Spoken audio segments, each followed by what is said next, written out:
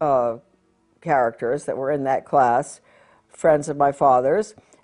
He had not been to prep school, one of the fancy prep schools on the East Coast. He went to public school in California, which I do believe they must have had extremely good public schools back then, because Chuck Spofford was quite a scholar, and he was a very good musician. And very high up he became after World War II, which he served in Europe as a lieutenant or something. After he got out, he was promoted way high up to one of the top positions in NATO, the North American Treaty Organization, and went on to be very influential in diplomatic circles. This is coming from being a boy in the public school system in California, rising to just really the highest heights imaginable. So that's Chuck. The other members that are shown there are close friends of my father's, Rebel McCallum and Fred Haynes, I think. I'm not going to tell you where they all are. My father is in the picture somewhere there in the second row, I think. And Edwin Blair, who was called Mr. Yale always because he was a great fundraiser for Yale. So he was Mr. Yale. He was also the gentleman that invited my dad to go out to Bohemian Grove for 1 week or whatever it was. That it was through Edwin Blair that my father did go out there, and when he returned, you know, he wasn't terribly impressed with what was going on there. He said the food was excellent, the lectures were pretty good, everything was done very nicely, but he would never go back.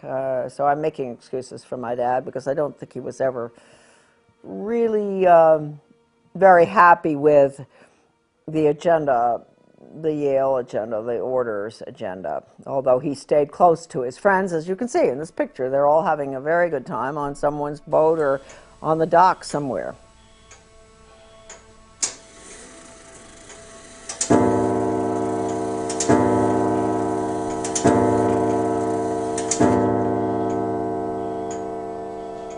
This is the Skull and Bones grandfather clock. These clocks were given to members of the order when they got married. And my father was married in 1927, I believe, and he ordered the clock from a clockmaker in South Carolina, and I think that the order pays for the clock. And it was a gift, and all of them receive a clock when they get married. I believe that's the case. And we had it in our house from the time I was born, of course, and I remember it best because it's so mellow, and I would, as a young child, you know, waiting for Santa Claus to arrive, go to bed at night, and the clock would, you know, go off at every hour. And my mom and dad, of course, were putting things under the tree and giving Santa Claus his peanut butter sandwich and banana. And I was sleeping and listening to the clock. And then finally around, you know, 5, it would strike 5, then 6, and I'd know, well, I can get up now. And I'd run down, and Santa Claus had been there, and the sandwich had been eaten, and the clock would strike 6:30, and then everybody would have to come down and deal with me. So I just have great memories of the clock. And what the significance is with the clock. Dad used to always say, he was very firm about that. He never told us why, but don't ever let the clock wind down. Keep the clock wound sharp. And always keep it 5 minutes ahead. And what that means, maybe it means they're 5 minutes ahead of everybody. The order has to keep 5 minutes ahead of all of us. And don't let it wind down, because if you did that, they'd be getting 5 or 10 minutes behind or more. And as a member of the family, you never talk about the order. My father never discussed anything about the order of any significance, really. Although, as we said earlier on, most of his friends were very close. Very close friends were the order, and all of them, all the ushers in his wedding, were Skull and Bones. The order, and friends all the way through life. But that had nothing to do with his own personal beliefs and all. He did not, he was not involved in any major political decisions affecting our country or our schools or anything. He was a wonderful mayor of several towns, a very strict constitutionalist, which certainly doesn't go along with what the order stands for. I mean, he would really cause trouble on the board if anybody deviated from the Constitution. So that's just a little bit of a defense of a member of the order, my dad. And as you heard earlier on, you know, before he died, he did say that he would help me if he could, if he had longer, right?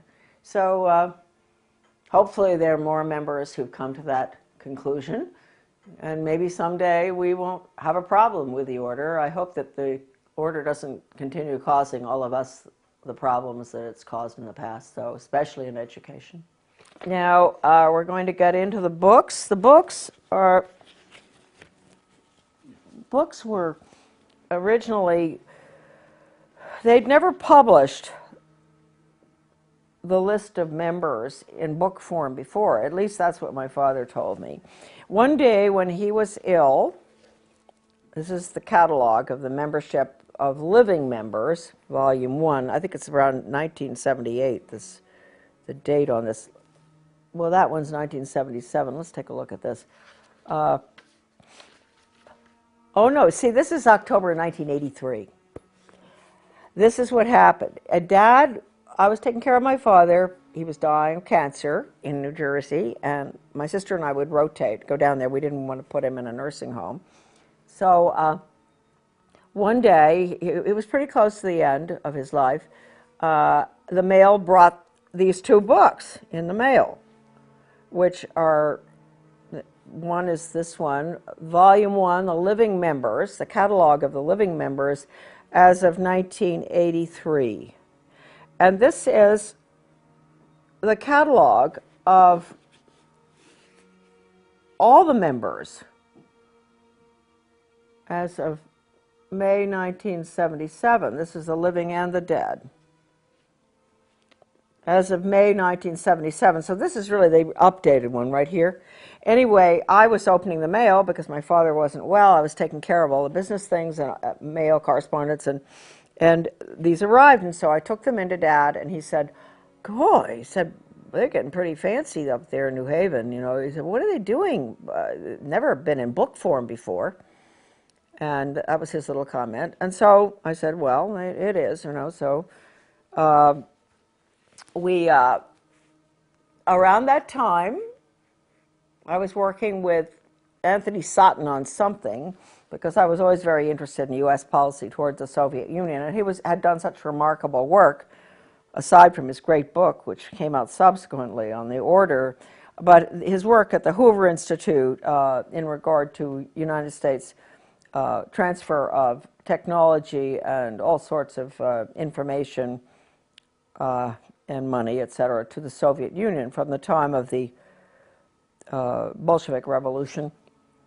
And so Sutton was very highly respected in that field, and he told me, it just was a fluke really, that he happened to call right at the time when the books had arrived, because he said he couldn't understand what it was all about. And I said, "Well, you may be interested, I think, you know, in the order at Yale." And he said, "I am." He said, "I am interested in that." He said, I don't understand the connection. And I told him that I had the lists in book form. And he said, "You do?" And I said, "Yeah." And he said, "Would you mind lending them to me?" And he said, "I'll get them right back to you, I promise." And I believed him, and I sent them, and he did get them back. And he called me, and he said, "Charlotte, with all the research I've done through the years on U.S. aid to the Soviet Union in every imaginable aspect, once I got these lists copied," he went to a copying place to get it done. He must have done a pretty good job because they're still in good shape. I put them down on the dining room table, and I looked, and all of a sudden I knew I had found what I was looking for. I had found the names of the people involved in the foreign affairs of the United States, especially in the transfer of secrets and weapons, etc., and nuclear stuff to the Soviet Union. And banking as well as banking. And he said, and he also mentioned Hitler. He said, I saw the movers and the shakers, and it became very clear to me that this one organization was, if not totally responsible, almost completely, really up there in responsibility for American foreign policy and economic policy. And so, and then subsequently, we found out education policy. I didn't know that at that time that Sutton was that deep into doing the research on education. I think he did the best job on education research of anybody I can possibly think of, using, and I'll show you in a minute, the incredible research done by, in the Leipzig Connection by Lance Leone, the Leipzig Connection. I'll show you a picture of that book later. Sutton used that, I used it. And anyway, that is the history of these little black books, which he returned to me. And he was a very great gentleman. He said, I really didn't ask him to keep my name private, but he decided on his own not to let anybody know where he got them from. And evidently, when after my father died, he did, I guess, tell somebody, or maybe he didn't ever tell anybody. I'm not quite sure. I told people. I didn't really care, But I do want to point out right here, at the end of my father's illness, before he died, because he had heard me discussing foreign affairs and education, especially with Phyllis Schlafly, who was putting together the book Child Abuse in the Classroom, which is a great book for parents out there watching if they want to really find out all about truly documented programs that were used in the schools between 1965 and 1985, when we had the Protection of Pupil Rights Amendment hearings. The documentation is in that book, Child Abuse in the Classroom, which is at AmericanDeception.com. A marvelous book. And Phyllis and I, at this time, when I was taking care of my dad in 1984, were talking on the phone constantly about what was going on with global education, all the horrible values-destroying programs, role-playing, psychodrama, the worst stuff, death education, survival games where the kids have to decide who's going to be allowed in the lifeboat and who isn't, depending on what your category is in life. This stuff, my father was listening from the other room, because we had him downstairs in a room next to the kitchen so that we could take care of him. And so he must have had some, I think I brainwashed him. I think I brainwashed my father at the end of his life, because a week before he died, he looked at me. First of all, I said, did he want to read the New York Times? He was not, he really was at the point where he didn't read much. And I gave it to him, and he just threw it on the floor.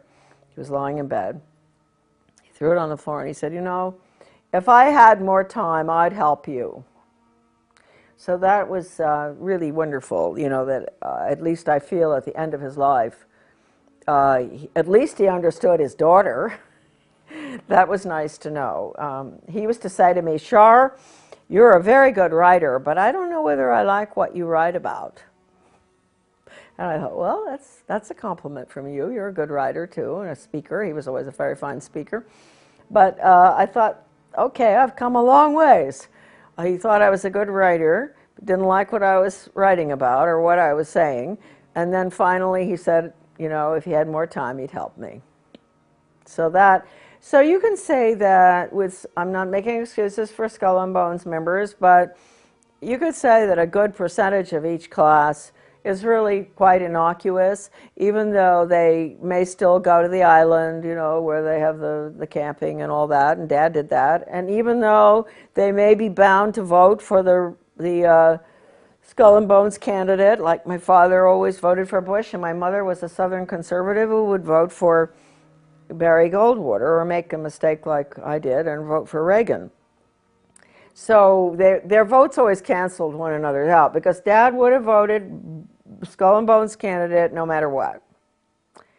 Maybe they take a pledge or something, I don't know. Let's go for Dad. Thompson. I think I am even